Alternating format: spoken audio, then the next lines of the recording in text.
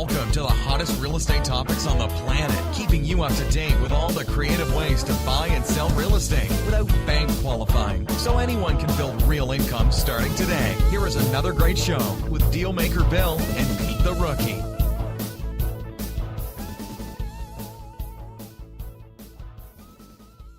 All right, here we are at another episode of Flipping Houses for Rookies, and I'm $100 Bill. And I'm Naomi the Dealmaker. Pass the torch, I did. Pass the torch. Pass the torch. I got to give Emma my phone because it's blown up in my pocket. So we're at episode number 78, Naomi, and it's just you and I this morning. Peter's off on some personal quest this morning. He asked about 2 weeks ago or 3 weeks ago if he could not be here today. And we told him, sure, why not? Personal quests are important. Yes. So it's you and I and the listeners. And the listeners. Yeah. And Emma. And Emma. Yes. Emma. God Very bless important. Emma. I want to announce from the top of the building, as loud as I can, Emma's actually on vacation this week and came in to run the podcast because I asked her to do that. And so she's actually been off all week. Well, maybe not really. I had a whole episode yesterday with the gas company, and she came in and bailed my ass out. So she's been in twice this week on her days off. So I'm trying very cautiously to make it up to her because she's kind of like doing her thing. So, right, Em? That's great. She's going to be quiet back there. She's not going to talk about it. No mic in front of her face. She's like, Dad, I'm on vacation. Leave me alone. I'm just going to produce this podcast and go home. Pretend I'm not here. Yes, there you go. I'm just pressing the buttons, but yes, not actually here. Yeah. All right, Naomi, you ready? I'm ready. What's on the docket for today? We have episode 78. It's what your realtor and attorney don't want you to know about real estate investing. Wow. Are you sure you want to give away these secrets, Bill? Yeah, I was thinking about it the other day. You might make a few enemies. So let me rehash the title here so our listeners that are not on Facebook, that are just listening to us on the podcast, can hear. Episode number 78 is give that to you again. What your realtor and attorney don't want you to know about real estate investing. That's just because the title was too small. So really, here's what I wrote. You ready? That's like a whole page there. Oh, half a page. Excuse me. I folded it, Naomi. Come on. That has got to be the biggest title. Nobody can ever accuse me of being too verbose. Oh, wait a minute. Oh, wait. I think you are too verbose. Anyways, so in the Facebook description, we wrote this. I'm going to just, because it's very apropos to what I want to talk about today. Because I realized this some time ago, maybe 3 or 4 weeks ago, and I actually didn't talk about it because this is the new year. We're getting ready for the new year. Few days. I know, and I want to make sure that our listeners know that we can change their 2018 dramatically. Well, they can change it, but they need a necessary tool. Right. And it's not that hard. So let me read this. So it says, here's the Facebook description that I wrote. In this podcast, learn why your realtor, attorney, or closing agent, because some states don't have attorneys, right, your banker, insurance guy, and title company don't want you to know because it's too powerful and makes tons of money without risk and only a $100 deposit. Why would they not want somebody to know how to make tons of money? Right. So that's what we're going to talk about. They don't want people to prosper? They don't want people to do good? Right. No, that's not it at all. So first of all, let's let the cat out of the bag. I have a definition of what an option is, because that's what we're talking about. And an option is the most common.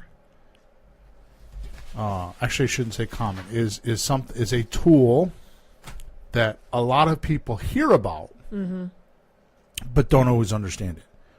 Like, for example, lease option. Right. Sometimes people call it a rent-to-own. Yes, that I think is the common term for it, but it's not rent-to-own, really. No. It's a misunderstanding. So yeah, well, it's an easy term for people to understand. Exactly. But I mean, the paperwork. See, when I do a deal structure, which, as you know, I've done quite a few of them.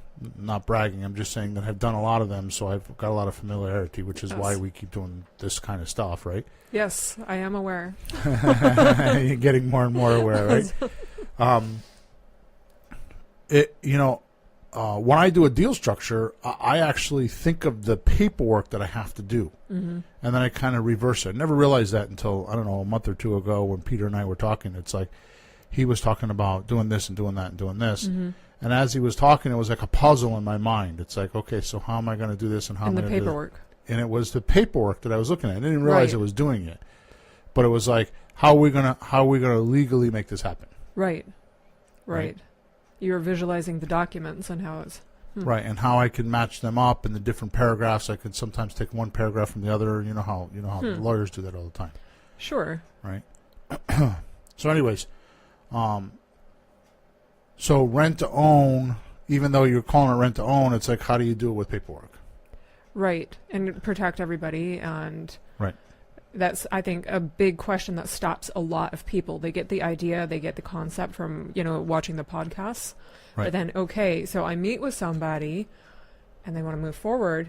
What kind of paperwork do I need? Right. Could you grab on my cadenza in my office? I forgot to get the Brown dictionary, the real estate dictionary there. I forgot to grab it. It should be on. No, it's a little book. It's a brown one. It's an old book. I was saying was written in the 70s, I think. Oh, we're going historical. Huh? Which one? It should be there. Is it on my desk, maybe? Anyways, I wanted to read. I was reading this definition the other day, and it was really good. It's on your freaking trash can. It's on my trash can. It's my bookshelf. Footrest. My footrest.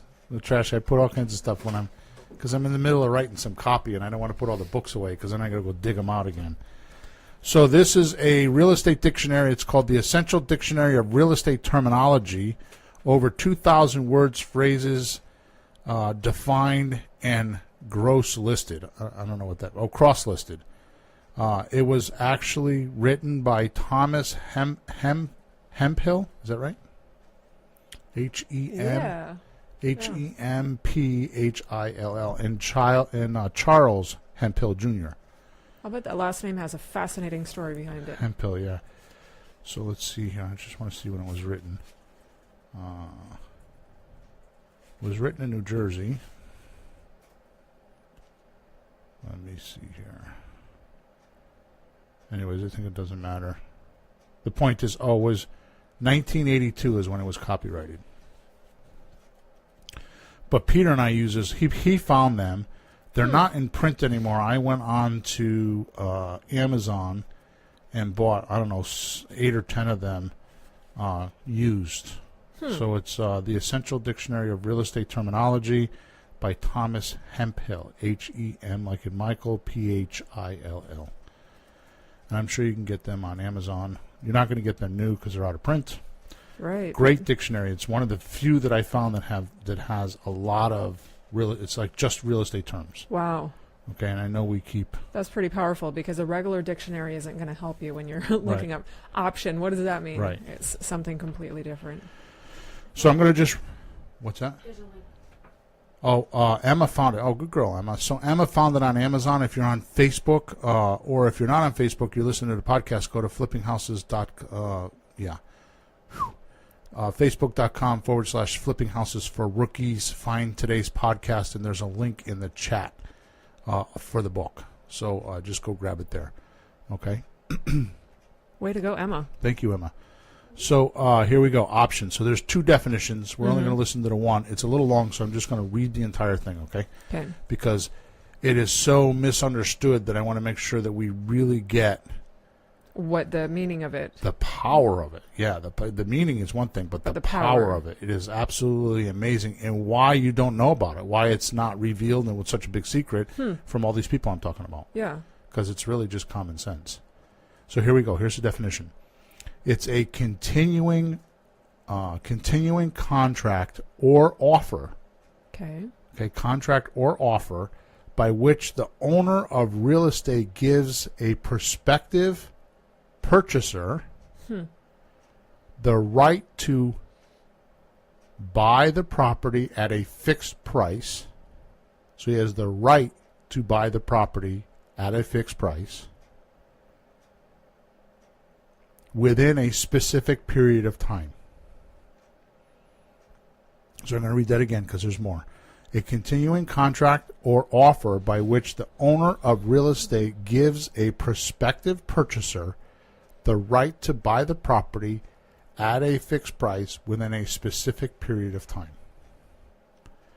If the potential buyer does not purchase the property under the terms of the option, the money paid for the option is forfeited. If the purchase is made, however, the money paid for the option is sometimes credited towards the purchase price. Sometimes credited. Oh my God, Wow. Naomi! I'm going to tell you, I just came up with like 5 deal structures from that. Because think about it. I mean, it's so detailed. I mean, it's like it's nuts. You got to understand this. But it's so simple at the same time. That's super simple what you just said. So I'm going to read the whole thing, and then we're going to dissect it a little bit because this is major. This is going to change. If you guys get this, if the listeners get this, I promise you this will change their lives. This could set people free in the real estate business. Oh yeah. Imagine doing what we're going to talk about in a few minutes. Imagine doing what we're talking about once or twice a month. And then only working. I mean, we work other jobs. You and I work other jobs. I mean, I run my training business, and you have a management company. Right. Right. Right. And we still manage to do 2 or 3 of these deals a month. I mean, it depends on what month it is. But we got some deals coming right now. I'm actually a little bit nervous because we're gonna have to I'm gonna have to go back to work. Right. 14-hour days. Yeah, you know. Like the one I put in yesterday because we're just that cold busy. Weather, yeah. Yeah. So anyway, so the point is imagine if people, if you could just get this concept that we're going to talk about today and use just this, did nothing else but use just this, you could make $2,000, $3,000, $5,000, $10,000 a deal. It's mind and do blowing. 1 or 2 deals a month, and never need all these other things that we're going to talk about. Completely life changing for people. So now imagine, it's exactly right. Now imagine someone being able to grasp this concept. And actually doing it, like we're going to talk about. Yeah. Okay. Now they can be whatever they want to be in life. Yeah. Yeah. They want to be a grandmother? Go be a grandmother. Be with your grandchild all the time. Right. They want to be a stay-at-home dad? Then be a stay-at-home dad. Right. They want to fish and be a fisherman, like a novice fisherman? Then go buy a boat and go fishing. An artist or... Artist. Fly out to visit people you haven't visited. Traveling. Yeah. Just be who you want to be. My big thing is, and I didn't realize this until somebody brought it up to me a few months ago, I'm a complete philanthropist. I love to help churches and charities, and it's but I do it secretly. Most people don't even know that about me, and lately I've just been talking about it because it shouldn't be secret. Right. Yeah. Because you should be. I was actually just reading today about how when you're doing things that are kind and that are good, you should let people know about it because it encourages them, it inspires them. Well, I've been keeping it a secret because not that I'm ashamed of it, but I just thought that, it's just one of those things I don't talk about. But well, not only that, but then you get people like me that say, "Oh, Bill, by the way, did you know there's you can donate to, let's see, it's the Naomi Freeman charitable option vacation fund." Yeah, that's it. 503C Corporation. Exactly. All right, so let's go back to the definition. A continuing contract or offer by which the owner of real estate gives a prospective purchaser the right to buy the property at a fixed price within a specific period of time. If the potential buyer does not purchase the property under the terms of the option, the money paid for the option is forfeited. If the purchase is made, however, the money paid for the option is sometimes credited towards the purchase price. Sometimes credited. Sometimes. So there could be a lot of variables going on there depending on the situation. So a lot of times I talk about, when we sell our properties, it's with a lease and an option. Right. Okay, so now we know what an option is. Right. So it's a contract or offer. So when I saw that, I was really excited because I think more of it as an offer. So it's like the person that's renting from me on a rent to own Right. is offering me, we'll say, $200,000. Well, we got a piece of property we're selling right now in Meriden that we're going to speak with somebody tomorrow. Right. So I'm selling it for $199. So she's going to sign an option agreement with me saying that she's offering me the $199. Correct. She's going to pay me a deposit, substantial deposit, probably $8 or $10,000. Right. And that's going to entice me to want to keep her offer in place. Right? Right. It's going to entice me to have an exclusive deal with just her. Right. Right? But if something goes wrong, I can give it to someone else. Exactly. Right? So the point is that when we're selling, I'm a little bit more stricter on, because to me it's like the first right of refusal when I'm selling. Mm-hmm. But when I'm buying, I allow my seller to go off and do whatever they want. Right. Because here's the deal. I'm only going to give my seller a $100 deposit. Versus the buyer, that's a whole different scenario. Right. So now get what I just said, because this is huge. This is why you could make so much money, and this is what can change your life. Okay? So I have a seller that I buy an option agreement for. Mm-hmm. We'll say I buy their house, like the house we just bought was $165,000. Right. Right? We're selling for $199. Correct. Yeah. Okay? So that's a $35,000 difference, correct? You give the seller $100 consideration, which is legal tendency, or it consummates the deal. It makes it so Correct. that the deal is correct because there's money passed. At the same time, what happens is once we do that, I'm actually promising to pay you. Okay? I wrote this in a document the other day. Let me see here. I was writing you a document, and I put this in my definition. So basically, what it is that let me see here.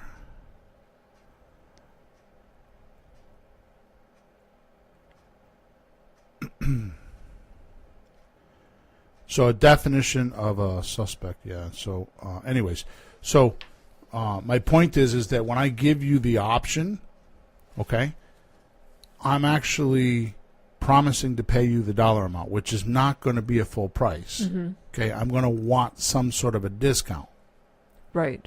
right? Because I'm doing what I'm doing. You're talking about as if I was the seller and you were the buyer. Correct. Or the investor buyer. Right. So here's my point: is even if you get a realtor, right? Right. And you put your property on the MLS, Right. okay? You just did homework in New Haven County, Connecticut, Yeah. and found out that the selling price compared to the asking price is 94% or 92%. What was it? Right. It varies. I know that usually you go by 3%. Right. But I've found, and I can do it within 1 mile pockets. Yep. And on several occasions in New Haven County, I have found that it is much greater than 3%. And I think maybe what our listeners want to know is what we're talking about with the 3%. Right. And that is when the buyer comes to make an offer, say the seller is selling the property for $200,000. The buyer comes in and says, okay, well, I'll offer $185. Right. And then they meet somewhere in the middle. So when people put their home on the market for $200,000, they think, oh, I'm going to get $200,000 minus the realtor fees of 6%. And that's it. When in reality, that buyer comes in, offers $185, maybe they settle on $190. Neither of them are happy, but it works. And then so that $190 is a percentage lower It's than 5%. even more than the 6% to the agent. So they're not realizing the full dynamic of what's going on. So in New Haven Hang on. County, So I just want to get what you just said there. So you got 6% for the realtor and a 5% discount. That's 11%. That's 11%, and we you haven't done even closing costs. We haven't done any Exactly. deferred maintenance for the inspections. None of that. None of that. And in New Haven County, many, many, many pockets I have found where it is significantly more than the national average that you often talk about of 3%, Right. where it's clear up to 8% I've seen. and it's not so uncommon, which is So it's an people- 8% discount. Correct. I mean, some of them are 6%, some of them are 5%. Right. But the whole point is that it's, from what I've seen, it's actually a good deal more than what you've relayed of 3%. So you've been very conservative on that number. Right. And that is something that most agents aren't, maybe they don't have the knowledge, or, They don't want their clients to know it, because they Right. wouldn't sign up or they would ask for more money. Right, exactly. Yeah. Exactly. They're talking about, okay, 200,000 minus So let's take those numbers. So we're saying 3 to 8%. So Right. even if you went with a realtor, you're going to have a 3 to 8% discount based on historical data. Right. Okay. So even if we got, say, let's in the middle, say it's 6%. Mm-hmm. Okay. Plus we got 6% from the realtor. Correct. That's So 12. that's 12%. 12%. Okay. So if they did a conventional deal, Mm-hmm. it would cost them minimally 12%. Mm-hmm. Conventionally. Okay. Right. So that means if I have a $200,000 house, right, Mm-hmm. and I subtract 12%, right, Yeah, that's what, $24,000. $24,000. Yeah. Yeah. Right. So if they were to subtract the $24,000 from the $200,000, Mm-hmm. how much is that? It's 176, That's, right? yeah, 176. Thank So you if for I- doing the math. So if I did, if I Little early. paid $176,000 for a $200,000 house, I'm paying full price. Yeah. Because if they sold with a realtor, they would get the same number, right? Yeah. Okay. And you're not even including other fees. Right. Yeah. So with that simple math, right? Now Mm-hmm. this is not any bullshit. This is like real deal stuff. I mean, Real if- data, real numbers that we're right? working with. So we're using 5%, but we're not even talking about the closing cost, which is another 3%. We're not talking about the other 3 to 5% that it's going to cost for the repairs for Right, the that the inspector. bank wants to see done before Especially they an would. FHA mortgage. Right. FHA mortgage, Oh, my there's a gosh. lot more. I mean, Yeah. it's average 4 to 5 or 3 to 5% on Yeah. FHA. Forget about all that stuff. Mm-hmm. Okay, it's at least 12%, Yeah. right? So, or 10% or 11 or 12 or whatever it is. The point is it's $20,000 to $25,000. Oh, yeah. So if you explain that to your seller when you're sitting in the house, which is what we do, Mm-hmm. okay, then immediately you get a discount because you're not the realtor and you're just going to pay whatever. Right. So suppose they agree to 175, Right. right? Well, now you could turn around and sell it for 200. So you just got a $25,000 spread. That's true. Okay. Now, if they agree to this, we're going to sign an option agreement, and we're gonna give them $100. And here's the point of the whole thing why we started this a few minutes ago, Yeah. so I can get a summary here. I'm paying $100 for the $25,000 worth of equity I just got. Okay, so any discount, like if we were to get a 3% discount, even if it was 3% or 5%, in this case we're talking 12% because it's Right. going to cost 6% for the realtor and 5 or 6%. Well, 6%. I'm sorry, I'm going to do it again. 6% for the realtor and 5% for the discount. Mm-hmm. That's 11%. Yeah. Yeah. Which is $24,000. $22,000. I'm sorry, $22,000. Right. It's pretty powerful. So we just acquired $22,000 worth of equity. So when we sign the option agreement, we are giving them money, saying that I want an option On that equity. on your equity. Yeah. That's what you're saying. Yeah. Okay. Just like the stock market. I'm buying an option on your equity. And I'm going to give you $100 to secure it. That's the deposit. Now you have this piece of paper, 1, maybe 2-page piece of paper, depending on how you write the option. And you need to go sell that piece of paper. So now you go find your buyer, okay? Mm-hmm. And they pay the $200,000, and they're willing to give $200,000 for the house because it's really worth that. I mean, they would be paying that amount if there was a realtor. They'd still be paying $200,000, right? Oh, yeah. You see what I'm saying? Yeah. So you're going to sell them that piece of paper for $24,000 or $22,000, whichever numbers you use. If it's 11% or 12%. Which is really, really powerful. So a question that maybe our listeners might have is, so if the if the buyer listing a property with a real estate agent, or excuse me, the seller listing the property with the real estate agent is subject to that 3%, or in Connecticut often more, negotiation Yep. discount, what would protect a lease option from the negotiation discount? And I know, but I just think that it's important. Well, we haven't gone that for- far. So what we're just talking about right now is just the option. Mm-hmm. Okay, so let's just take a look at that for a second. So another book we use, it's just a paperback. It's written by Brian Wolf. The Wolf couple, Brian Wolf. Great couple. Yeah, they have a lot of good material. So he says his definition of an option is contract in which the investor gives the seller some consideration. $100 is preferred, is the preferred amount for the buying side, for the right over a designated time period to market and sell equitable interest in the contract to the cash buyer. Okay? Mm-hmm. This is sometimes called a straight option and does not include the rights of possession. So an option does not interesting. include the rights of possession. Mm-hmm. It's just an option on the equitable Sure. interest. Sure. So it's just like the stock market. It's like you have $22,000 worth of equity. I want to give you $100 Yeah. to lock up that equity. I want an option to buy it. Okay, so now you go find someone for $200,000 because they would pay $200,000 anyways, Mm-hmm. right?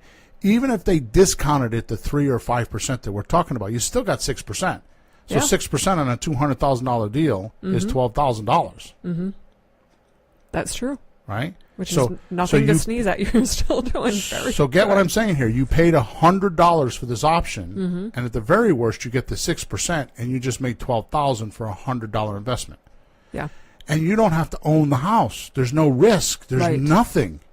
You have a piece of paper that You're you just- bought for $100 and you sold for $12,000 Exactly. or $22,000, depending on how you sell the house. Exactly. And I'm going to tell you, being completely mean,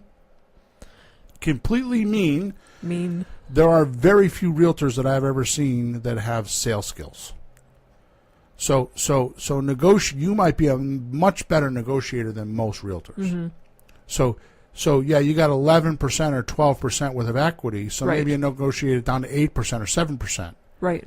right? If you're a decent salesperson or a decent negotiator. Right. But even if you're not, anything above $100, if you made $1,000, you're better off. Yeah. Where do you get that rate of return in the stock market or anywhere else? And there's no risk. Right. Absolutely no risk. Right. Yeah. Because Okay. you're not actually, in the scenario that you're speaking of, taking possession of Right. the property. Right. Well, they're not taking possession. Right? Exactly. So it does not include the rights of possession. Mm-hmm. Now, the rights of possession is the lease. Correct. So now we talk about a lease with an option. So what that means is the lease gives them the right to possess the property. In other words, live in the property. Yeah. And then the option is the equitable interest that they're going to gain or purchase. It's pretty neat stuff. Right? So what we do very often, especially when we're talking about some of the different deal structures we're talking about, is we buy on an option with a lease. So we have the right to have possession to the property. Mm-hmm. Right? And we allow that, and the seller will allow us to sublease. So even though they're leasing to us or leasing to their end buyer, Right. right? All the paper. So what we're doing is we're buying the option and the lease for $100 and selling it to our buyer for $3,000, $4,000, $5,000, $10,000. Which is amazing. I mean, truly. That's completely amazing. So the agent, the real estate agent, you know, I can understand why they would not want somebody to know about this information. Okay, so if I find you, if I go and very often you can find these by calling for sale by owners, You can do this by calling people that rent apartments or Yeah. rent places. You can call them up and ask if they're willing to do a rent to own Yeah. and find these leads. It doesn't cost a lot of money. It takes a little time, but it doesn't cost a lot of money, which, by the way, we can show you how to do all this, okay? So the point is that you find a buyer, which is, it's a lot easier than it used to be. So much more easy. I still do it, but, letters and signs, and I don't hardly do any of that stuff now. We're training a gang of people to opening callers Yeah. to get on the phone, and they send you leads. So every day we're Every expecting day, every yeah. day. I mean, it's not every day now; it's every couple days, but you get leads. Yeah. Here's the amazing part, the completely amazing part. Most of what we buy is pretty. Yeah. You don't It's need not contractors. these places that are completely wrecked and need to be gutted out. It's completely different. Yeah, Yeah. it's contractors. Yeah. I mean, there's no contractors needed. Right. Which is such a relief. Right. God bless the contractors. Right. Yeah, exactly. Now, even though we're calling for sale by owners, I mean, we this weekend we bought a $150,000 house for $93,000. Yeah. I mean, it was kind of unexpected, Right. but we did it. Yeah. You know what I mean? Only because it was. I mean, Peter wanted to do a deal, so we did it. And It's needs a little bit of work, yeah, not much. but Yeah. otherwise it's pretty. It's good for Pete. Yeah. So the point is this. Why don't you know about this? Why don't most people know about this? It is just not common knowledge. And why is it not common? Follow the money. So if I find you, if you're a for sale by owner, and I call and I do this deal with you, I propose to you that I'm going to lease your house with an option to purchase, Right. and I'm going to get you cashed out or get your mortgage paid off within the 2-year period, and you're able to do that, especially if you don't have a lot of equity in your house, Right. right? You're inclined to do that. Yeah. Okay? Now, what happens when you and I do business this way? The realtor doesn't get his commission. The attorney or the closing agents don't get their fees. Right? Yeah. The banker already has a loan on the house, so he can't get his new fees and his new interest Right. because it's already there. Right. Right? Yeah. The insurance guy doesn't get another policy that might be worth more money because it's a Right. new guy. So you Because can see. there's already insurance there. Right. The title company doesn't have the ability to write new title insurance because you're not going to pass the title. Mm-hmm. The contractor can't come in and do renovations because it's already pretty. So you can see why it's not common knowledge. It's not widely broadcasted. Because all these people don't make money with it. If you know about this, yeah. this underground type of strategy, and you know about this, you cut everybody out. Right. It's just you and the seller. Right. And like Peter says, the buyer. Yeah. So the three of you make a deal like underground, like kind of like what is it? Black what is it?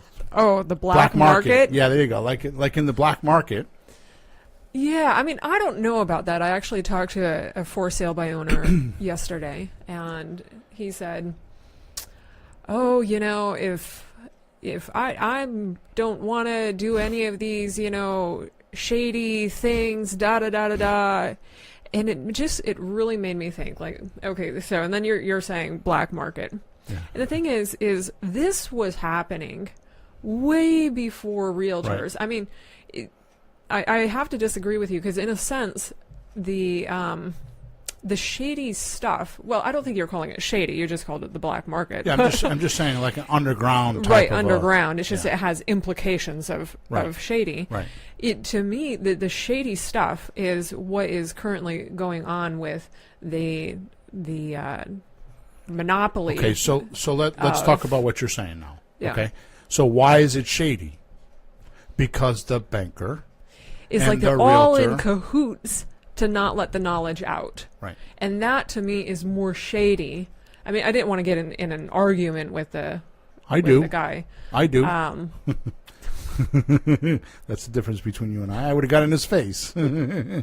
See, I would tell him the realtor doesn't make money. The banker doesn't make money. The attorney doesn't make money. So they're going to tell you that it's shady. Right. So he was being more. By the way, I did say that. Yeah. But he said, "Well, I'm not dealing. I'm selling it myself. You're not going to get money. I'm the only one that's going to get money." And it's like, okay, good luck. Right. But at any rate, but you're just for the sake of conversation, the shady part, I think, is like you mentioned. Everybody, just the information not being out there, and everybody's in cahoots. They don't even big know boys. they're doing this. They don't even get that they're doing this. It's just that if you follow the money, society has allowed them to continue doing this. Right. Because society, I mean, you ask anybody, I will give you, I don't know, $100, right, $1,000, whatever. Right. You ask 10 people this question: if you had to sell your house, what would you do? And they would say, with a realtor. go get a realtor, Sure. or sell it on my own. Sure. Those are the two answers. Yeah. They don't even know that these other options exist. Exactly. It's infested because there's so much money to be made. These guys, look at what we're talking about. We're talking about on a $200,000 house. We're talking about between $20,000 and $30,000 worth of fees. And that's not all, Bill. Okay. Because in addition to that, monthly cash flow. Yeah. In addition to that, the option fee, which may or may not be returned or refunded. It's going to be a case-by-case thing. Right. But the situation is that it could be an addition. Right. Well, look at the bank. The bank lends you $100,000. By the time you get done making your payments at the end of 3 years, it's almost 3 times the money. Oh, yeah. You're going to pay like $280,000 yeah. or $270,000 in interest. Yeah. And so the that banker puts up $100,000, which he doesn't. It's not even his money. Exactly. As we spoke about before, the federal government gives him the money. FHA means the federal government gave, and FHA mortgage means the bank did not put up the money. The federal government put up the money, and they're allowing the bank to charge its fees to do the transaction. Right. They're not even using their own money. Is that a big option agreement? Yeah, that's an option agreement right there. Yeah. Yep. So the bank takes the federal government's money. They take the $100,000 and they lend it to you. Yeah. Right. And over the course of time, they get $180,000 over 30 years. They get $180,000 on that $100,000. On that $100,000. That's some pretty good money. That wasn't even their money. It wasn't even their money. Yeah. They were just the middle person. They were just selling paper. So it's huge. So why would the banker want you to know about an option agreement? He would lose $180,000. If everybody started doing what we're talking about right now, these industries would shrink up and die. They wouldn't be there anymore. That is... what would happen to a realtor if all of a sudden they couldn't sell 1 or 2 or 5 houses a month? Mm-hmm. Charging 6%. And now there's people on this podcast that are going to say, well, I wouldn't pay 6%. I would only pay 4%. But then they're cutting their own throats. throats. That person is just a jerk. Yeah. They don't understand it's not going to be a successful thing. They're cutting their own throats. Only because if a realtor is going to go on the MLS and they see 2 houses that are similar, and one they're going to get a 2% commission, and the other one they're going to, because they split the commissions. Right. So at 4%, they split it 2 and 2. And at 6%, they split it 3 and 3. Which house you think? Oh, they're going for the 3%. Of course, you think that a realtor? It's a no-brainer. You think the realtor is not thinking about that? You think that it's more concerned for the client? Yeah, most cases, but I'm telling you, at the end of the day, money wins. Right. And the other thing too is when they see those lower commissions, that speaks of what? It speaks of a novice. Yep. Realtors don't want to deal with novice realtors that have to charge only a 4% commission. It's a pain. They just don't even want to bother.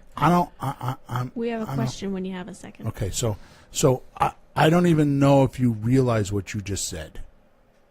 I think I do, but that's okay. Fill me in on what I think I know. Listen to what I heard. Okay, my realtor, one of 2 of them. My realtor sold 71 houses last year, which is amazing. Okay, here's the conversation that I have with her in my private cell phone. the other agent is a novice, and we're going to have trouble with this one. Yep. Yep. And my realtor is concerned about that because the deal may not go through. So when you have a realtor that knows what they're doing, just what you're talking about, and they see a 4% commission listing, It's like red flag. Screams to them, we should watch out for this other realtor because they're not that good, and we're going to have trouble with the closing. Yep. And they're going to warn me to not buy that house. Yep. Because Big of the realtor. Red flag. It's huge. Now, that doesn't happen for someone that just buys one house in a lifetime. Mm-hmm. But Yeah. somebody that buys one house from a realtor a month, Yep. that's huge. And I will literally not buy that house because I'm like, I don't want to go through that. Yeah. It's too much of a pain. Unless it's that bang on the deal, or she Yep. talks to them and she's like, well, maybe I don't know. Guides them, Yeah. holds their hand. Yeah. Yeah. Because here's what happens to my realtor. Mm-hmm. She's bitching at me the whole way because she's doing both of their jobs and has to split her commission. Yeah. Yeah. Because she's doing things that the other realtor doesn't know how to do. Right. And I know how to do it, so I'm asking her those questions, so I have an expectation of her to be doing it, and if the other realtor's not doing it, she gets sandwiched. Exactly. And it's pressure for her. Exactly. And she doesn't like that. Yeah. Same thing when there's companies out there that if you pay us $500 or something, we'll list your property on the Right. MLS. Same thing. Yep. Agents, yeah, they don't want to. Go ahead, So- Em. So Clint is asking, Hey, Clint. statistically, sellers will use an agent to sell their house to keep the risk of getting, quote, screwed over lower. How would you convince someone to sell their house with this strategy? So he's saying that, so read it again, because he's saying that the realtor is protecting them from getting screwed over. Yes. Okay. The seller will want to go with an agent because they want to get protected from getting screwed over. Okay, so this is exactly what we're talking about, Naomi. This is such a confusion. Such a confusion. Really is. It's Clinton, right? Clint. So, Clint, here's the deal. Your closing attorney protects you, or your closing agent protects you, not the realtor. All the realtor's doing, the realtor's job, which is such a misnomer in this industry, the realtor's job is to go find your buyer. They are a marketing agent. When they find the buyer, they write a purchase and sales contract. Now, in the state of Connecticut, I went and trained to be a realtor. Never took the test because by the time I got to the end, I was so deflated that I didn't do it. And when I mean deflated is because the only thing they taught me was to protect the deposit Yeah. and all the legalities of filling out the contract so that I didn't get my broker into a lawsuit. Right. That's what I learned. Right. Okay? That's all I learned. I didn't learn how to sell. I didn't learn how to market. I didn't learn how to, how to look for things in a house that are legally not correct, like FHA problems and stuff like that. I didn't learn any of that stuff. Right. I learned all that on my own. Okay? Absolutely. So the real estate agent is technically the marketing person, and they sign a purchase and sales contract. And then the purchase and sales contract goes to either a closing agent, a title company, or in Connecticut, because we're a judicial state, it goes to a lawyer. Right. Okay? That's the person that's going to protect you, not the agent. And most people don't understand what the purpose of an agent is. Unfortunately, most realtors don't even know that they're a marketing agent. That's all they are, is a marketing agent. And they just get a listing. There's books on this. There's major books on this, on how to get listings and put them on the MLS. And the more listings you put on the MLS, the higher chance you have of getting a closing. And then how are your interests protected there? You're 1 in, Right. 1 in 30 or, Right. yeah. So they go around looking for listing agreements. Excuse me. They go around looking for listing agreements, and they just get a whole bunch of them. So let me ask you this, Clint. If you have an agent that's doing that, and they get, we'll say in the course of 3 months, they get 25 listing agreements, and they put them on the MLS, right? How much attention you think they're going to pay to you? No, they're not going to pay any attention to you until another realtor comes along and says, I want to buy my client wants to buy your house. Right? It's the only time they're going to pay attention to it. They're going to dive after the money. So the answer to your question is, is that the protection's done with the closing agent or the attorney, not the realtor. Make sense? Did you have another question? Which is a great question. There by the is way. another question, actually. Somebody's asking about the $100. What is the $100 for? So I'm assuming, explain the $100 deposit. It's for Bill. That's why they call me $100 Bill. It's from Stephanie, by the way. Stephanie, I'm only teasing. All right. So, Stephanie, here's what happens. When you have an option agreement, which we just explained, if you're just joining us now, you should go back to the beginning of the show. An option means that you are buying equitable interest in a property, okay, which means you don't need to have a license. The $100 is to consummate the agreement, because if you don't use legal tendency or use money to consummate that deal, it's not a Right. real deal. So it legalizes the option agreement. Okay, so you use a $100 deposit. And Clint says thanks. Yep. You use the $100 deposit to actually consummate the deal. Let's put it this way. What's her name, Jessica? Stephanie. Wow. That didn't take long, did it? Stephanie, Sorry, let's put it this way. Stephanie. Yeah, it's like that in seminars, too. At least in seminars, I can make them wear little name badges. Right. Stephanie, so here's what happens. Suppose you were to buy an option from the stock market, right? Does that make sense? So you would go to the stock market and buy an option. You would need $100 to buy that option. Otherwise, who would know that you had that option? Right. The stock market, so you could be on your computer. If you don't put money up, who knows that you have that option? It's that $100 that consummates. It's evidence. Right, exactly. It's evidence. We should look up consummates. Which, speaking of which, the $100 usually should be in check form. Yeah, we used to give cash. Yeah, But check. now we do it so we have evidence. Yeah. So what happens is it's actually you want to look that up? Sure. It's consummate. So actually, what it is it's evidence that you're actually buying the option, and you're making it legal.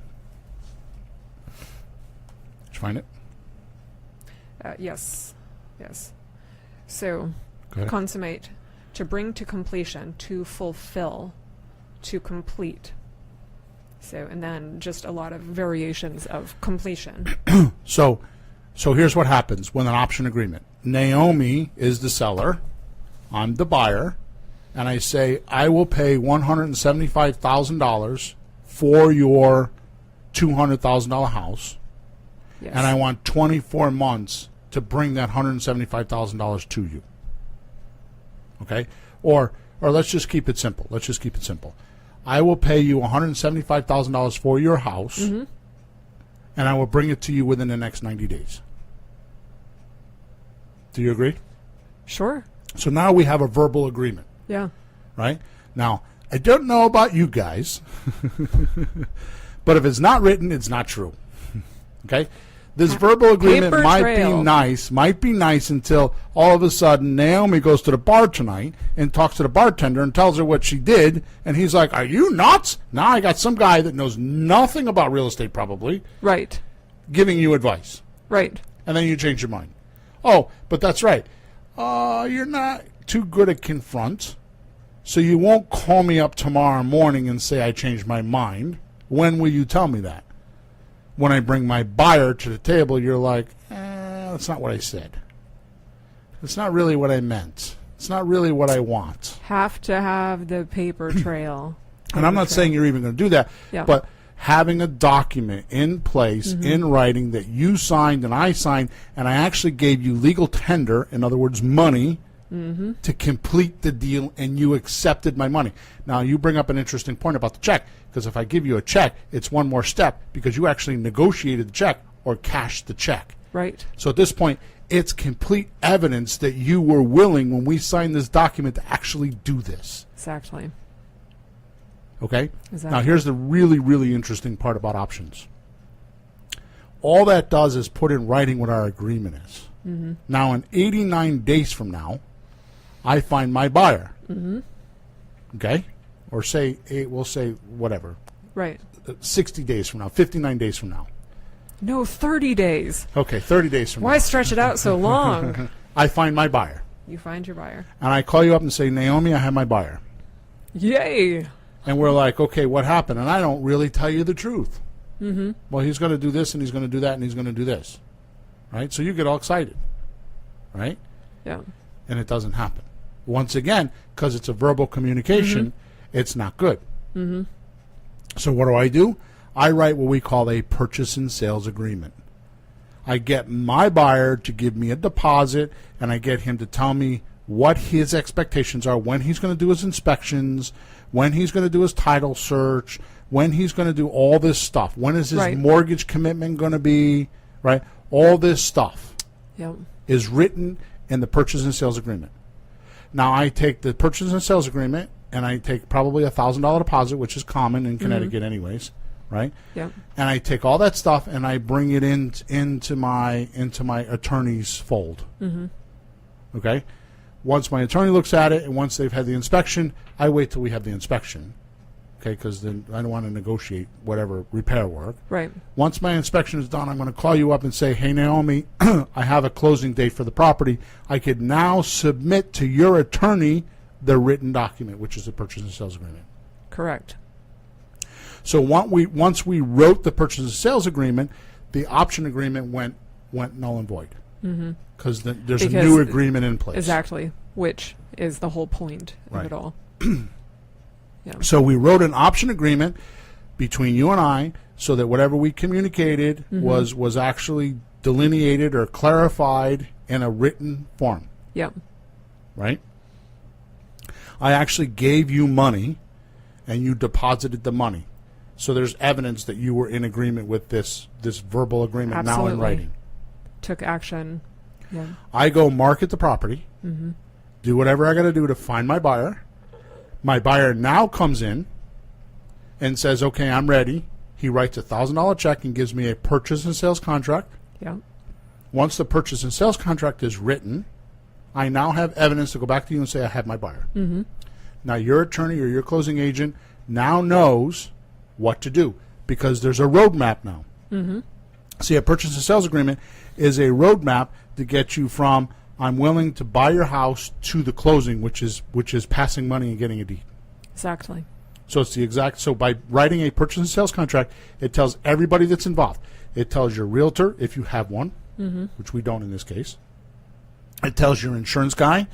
It tells your attorney. It tells your title company. It tells everybody. Here's what we're doing. Everybody's on the same page. Now there's no like when you were a kid sitting around the campfire playing telephone, right? You know, whisper in one ear, whisper in another ear, and it comes back completely different. There's none of that. Yeah. Everybody gets the same document, and it's nice and clear, and there's no confusion about what's going to happen at this closing and when it's going to happen. Right. Right. Right. And that's how the process works. Now, an option could be for 90 days, or it could be for 90 years. It can be for however long the listeners want to put it for. It's an agreed time period in advance. But here's the thing, and make sure Stephanie's good with my answer because I ranted for a little bit there, Emma. Is that her name, Stephanie? Make sure she's good with the answer. So what you're paying for, the $100, is evidence that you and I had this agreement. And that we actually drew up a document, and I actually gave you a deposit or consideration towards this equitable share that you're giving me. Yeah. You're allowing me to have an equitable share, and actually buy you out. Right. Buy your shares out. So in your case, you have $175,000 worth of shares, and I have 25. Right. So I'm going to buy out your $175,000 shares and collect $200 for mine. Exactly. Get $200, and you're going to use your buyer's money to do that. So the only money you need to control this deal, you don't own it, to control this deal is $100. Right. Which is so powerful. I mean, and really it could even be less, but then it's not as catchy of a name for you. Yeah. $10 bill $10 doesn't bill, sound nearly as I've cool always as used $100. $100. I've always used because if for some reason you end up in a court or which has never happened, and it's not even, I don't even know how it could happen unless the agreement wasn't written correctly. Exactly, unless you're just doing verbal. Yeah. Totally. But I've always used $100 because it's a legal tender that's worthwhile. Right. I don't give 1,000 because it really doesn't make a difference, 100 or 1,000, because all it is buying the document. Right. Right. And there's value to that. Now, if I'm not going to do a 90-day sale, I now have a usage clause that I have to put in there because I'm going to allow my buyer to live in the house. So now I have to put up I have to create a document on the rules of you living in this house. Right. And that's called a lease. Right. Okay? So it's the rules of how you're going to live and how you're going to pay me and how we're going to participate in this agreement for, say, 2 years. Then they buy the option from me. I'm actually assigning them the option. I got an option from you for 100, and I assign it to them. But for them to get it from me, they got to give me 3,000, 5,000, 10,000, 15,000, whatever their deposit amount is going to be. Right. And I think the more you get, the better, because you're going to get a much more serious, More qualified person. Yes. Now it says here in the definition, it says if the potential buyer does not purchase the property under the terms of the option, the money paid for the option is forfeited.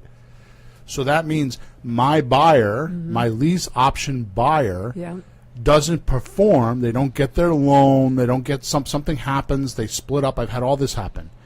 Boyfriend, girlfriend split up. Children have passed away. Car accidents.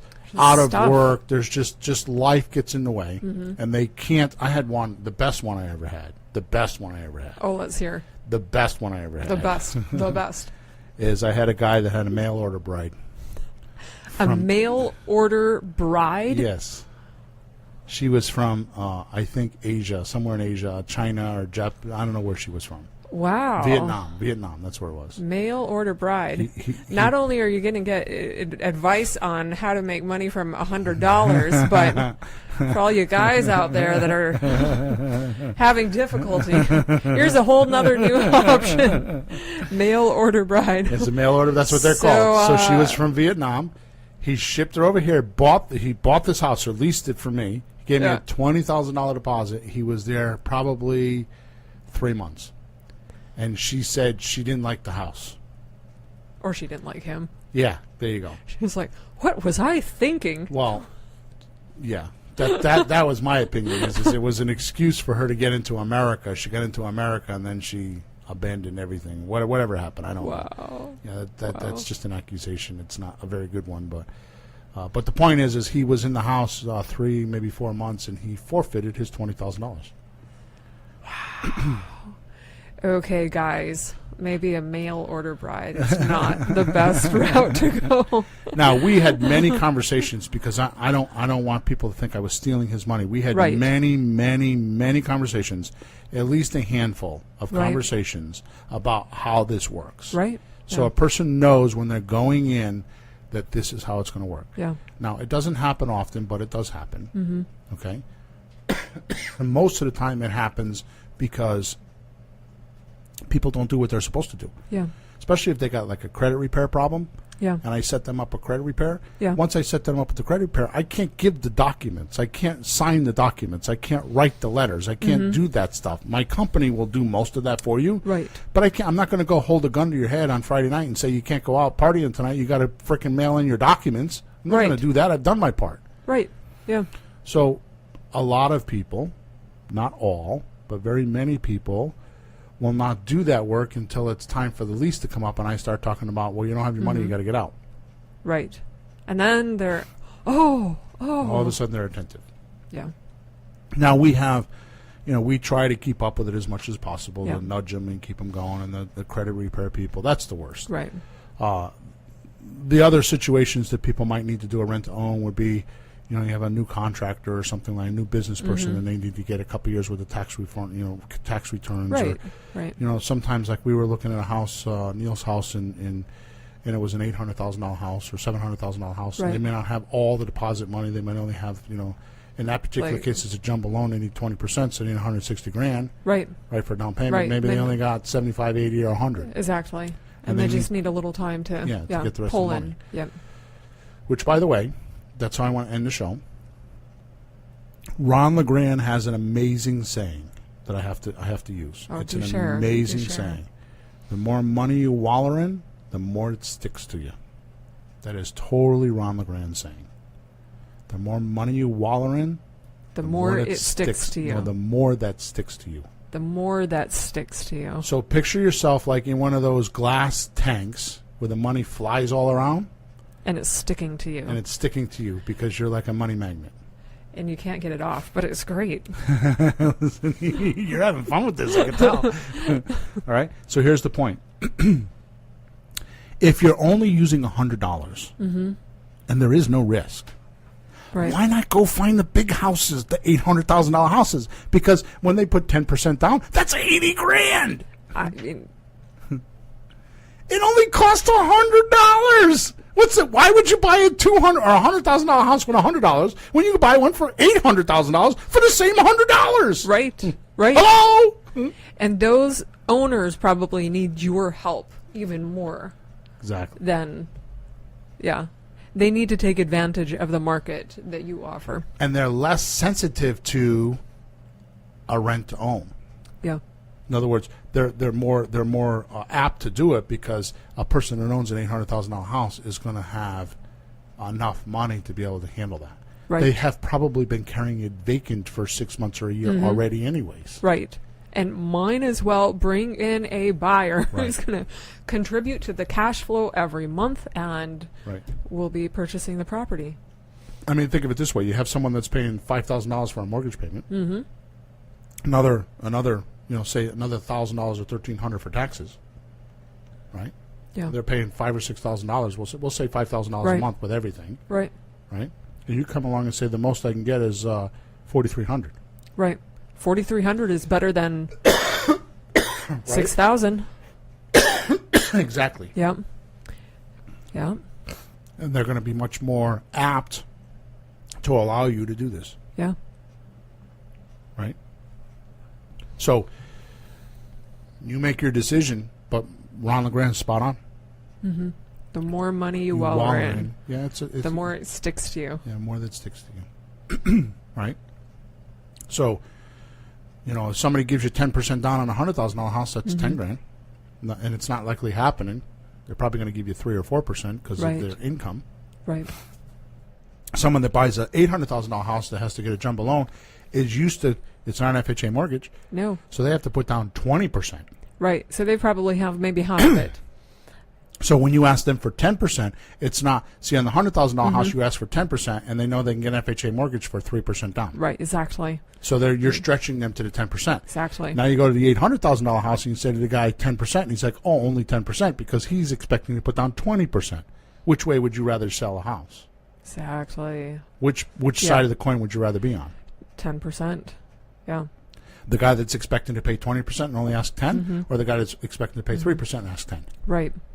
And there's so many other reasons why those scenarios go smoother. And think about this: how hard is it to sell a $100,000 house compared to an $800,000 house? Because look at the doctor's house that we've been working on. Yeah. Right? It's a $400,000 house. It's immaculate. It's got Yeah. 5 bedrooms and 3 bathrooms. It's beautiful. How hard is it to sell a house like that we had to take our shoes off to go into? Yes. Right? I mean, how hard is it to sell that house? Immaculate house. Yeah. It's just a matter of weeding through enough executives to find the right guy. Exactly. But we're going to sell that house. No, we're not going to sell anything. The house is going to sell the Yeah, house. the house is All gonna we're sell. going to do is bring enough people through it that somebody will say, "Yeah, I'll buy it." Right. We don't have to apologize for anything in that house. Yeah. And by the way, Versus, yeah. while we're marketing it, who's paying for it? Who's paying the mortgage? We're not. He is. Yeah. He's got a 3-month option with us Yeah. to go find a rent-owned person. It's no different than a realtor. A realtor asks for 6 months. Yeah. We're only asking for 3. Why is that? Because we're dealing with a more powerful market. Not to mention, we're only dealing with 1 or 2 houses. We only sell 1 or 2 Exactly. houses. Very, at a time. very focused effort. 3 houses maybe, but we don't have 25 listings on the MLS that we go in. I mean, we check our statistics minimally once a week. I know Right. I check them daily. Exactly. How many people looked at our ads? How many phone calls did we get? Right. How many applications were taken off the counter? Right. We're constantly and when they're down, what do? We go into a brainstorming session. We like, figure out what's what's happening. going on. Yeah. Which has been really productive, actually. Right. We've learned some amazing things through those brainstorms. Totally. Yeah. Right. So I don't know. I mean, we do it much different because it's more direct. It's money in our pocket. Because at the end of the day, we don't have to share it with all the other people. Right. Yeah. Right. It's it's almost like the smaller it is, the more you can control it, and it's highly effective. Right. All right, Emma's giving me the evil eye. We're an hour and 15 minutes in, hour and 10 minutes in. So, any questions? We good? We answer everybody's questions? Okay. I hope, I'm going to boost this podcast. I don't usually boost it. I'm going to boost it because I really want folks to know that they don't have to listen to what everybody's telling them. That they really can, the way we're talking about it, they really can make money. And then next week we're going to talk about why you should, not why you should do this, but how you should not be afraid of it. Fear is only in your own head. Right. There is, oh my goodness, there is, honest to God, no reason to be afraid of this because what are you risking? $100 Nothing. bucks? You know what you're risking? You're risking not doing it, and you're risking a life not fulfilled. Right. Things not done that should have been done. The things you fear are not real. Yeah. They're ghosts in your own head. And I That's wanna a talk whole nother I wanna podcast for our talk about listeners. that. I want to talk about that next The week. ghosts in your head. Yeah. There you go. Cool. Coming. Coming. Stay Coming tuned. soon. Stay tuned. Yeah. Yes.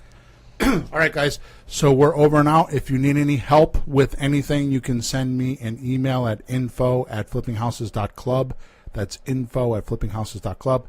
Please go to our podcast page at flippinghouses.club/podcast. That's flippinghouses.club. It's not .com. It's .club. So it's flippinghouses.club/podcast. On the right side of the page, you'll see an iTunes link there. Or there's other ones, Stitcher and Play. Google Play or whatever it is. Go give us a review. Yes, we love because reviews. We've been ranking pretty good. We're well over 600,000 downloads, and we're ranked pretty good. Yay. That's our report card. We don't get anything from doing this. It's a completely free service. To help you. And it definitely, there are weeks like this week where it cuts into our production because we have appointments and we kind of like got to This is a schedule busy them on week. podcast. You know, and we were thinking it was going to be a slow week. Yeah. No.